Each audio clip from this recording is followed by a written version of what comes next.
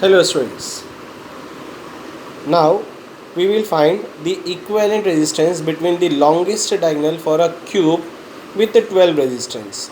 So we have a cube, and on each of the side of the cube we have equal resistance R everywhere, and we want to find the resistance between the longest diagonal. So longest diagonal is A and H, you can say, or C and H, you can say, or E and B, you can say.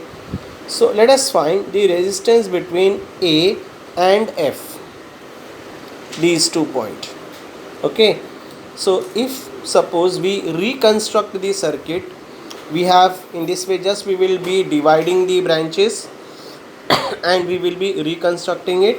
So from point A we have 3 branches. We have these 3 branches. One is C, another is G, and the third one is B. Now this point, and this point, they are at equipotential. From C we have 2 branches, E and D. As you look at from C we have 2 branches, E and D. Similarly from G we have 2 branches, E and H, and again from B we have 2 branches, D and H. Now just we will do one thing, the common point what we get, let us short those point. So E and E, D and D, H and H, and from each of the combination we have one more resistance. They are marching towards point F. So we have this point, this resistance, and this resistance. They are at point F.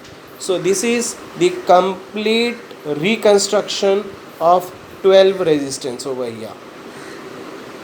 Now if you solve this particular part, we have in a simple way. Now it becomes very simple. These points are equipotential point. So equipotential point means let us short all of them.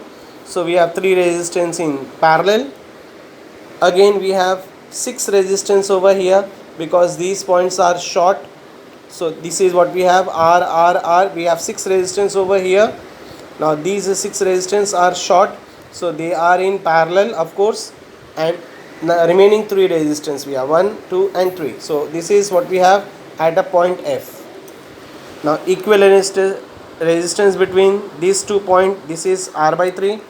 For this it will be R by 6, and for this it will be R by 3. Now each of the resistance now are in series. So in series, R is equal to R1 plus R2 plus R3. So just we will substitute our values.